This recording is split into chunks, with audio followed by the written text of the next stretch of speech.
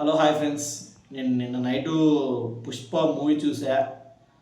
ఈ పుష్ప మూవీ గురించి రివ్యూ చెప్పే ముందు ఒకటి గుర్తుపెట్టుకోండి, నేను ప్రభాస్ ఫ్యాన్, అది మాత్రం గుర్తుపెట్టుకోండి. మరి ఇంకా పుష్ప మూవీలోకి పోతే నాకు నిజంగా అంటే చెప్తున్నా, అండ్ సుకుమార్ మీద అల్లు అర్జున్ మీద అది చాలా కోపం వస్తుంది. ఎందుకనేది అది వీడియో మధ్యలో చెప్తా.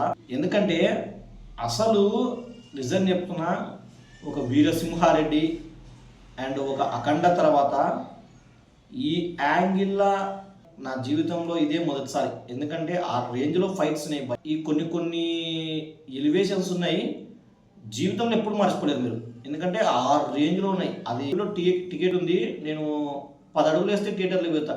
అప్పుడు నాకు నమ్మకం లేదు, పుష్ప సినిమా ఏదో తేడా కొడుతుంది. పుష్ప స్టార్ట్ అయ్యింది, అసలు స్టార్టింగ్ పూర మాస్తో స్టార్ట్ అయింది భయ్య. సుకుమార్ గారు బోయపాటి వాళ్ళ అమ్మ మొగుడు డైరెక్టర్లు అయితే ఇది వాస్తవం. మీరు నమ్మినా నమ్మకపోయినా అదైతే వాస్తవం. ఎందుకంటే ఒకసారి పుష్ప మూవీ చూసిన తర్వాత మీరే అంటారు ఆ రేంజ్లో ఎలివేషన్. పుష్ప మూవీ స్టార్ట్ అయిన తర్వాత ఫస్టే వైలెన్తో స్టార్ట్ అవుతుంది.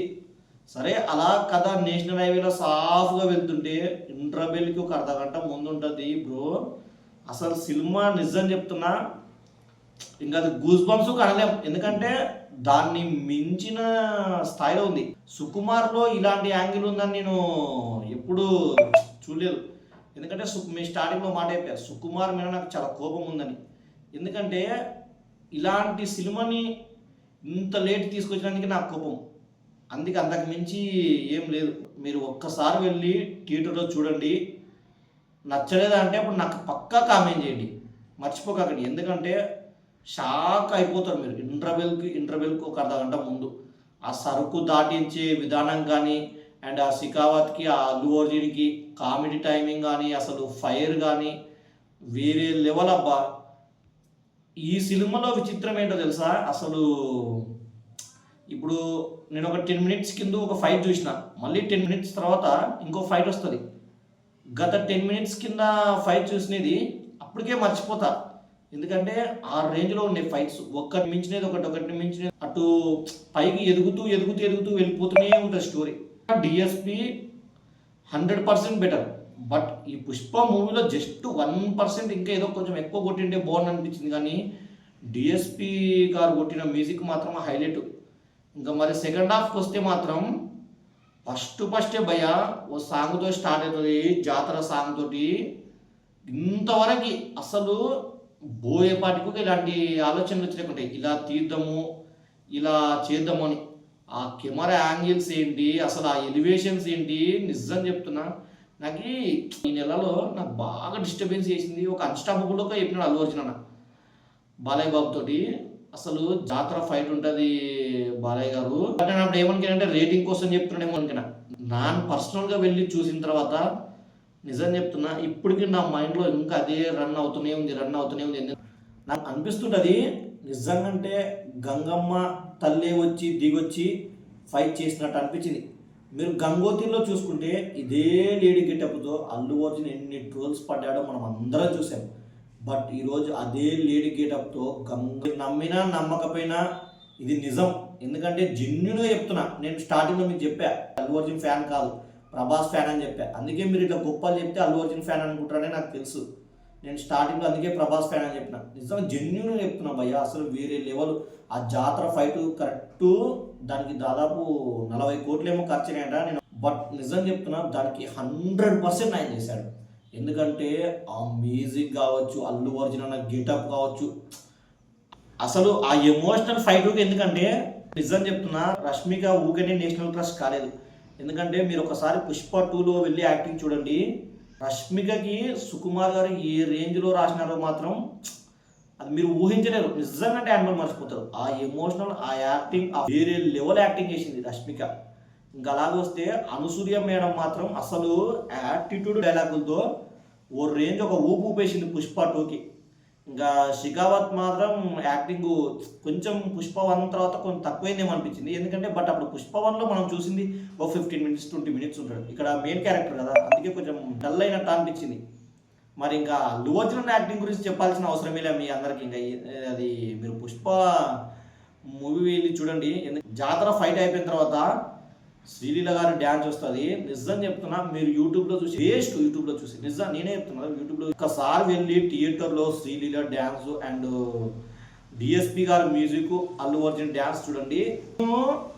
అంతవరకు అసలు పుష్ప మూవీ చూస్తూనే ఉన్నా, బట్ నేను ఇంత ఒక అలర్జీ లేదు. ఆ సాంగ్ వచ్చేపలకి ఒక్కసారి సడన్గా లేచిలో పడినా.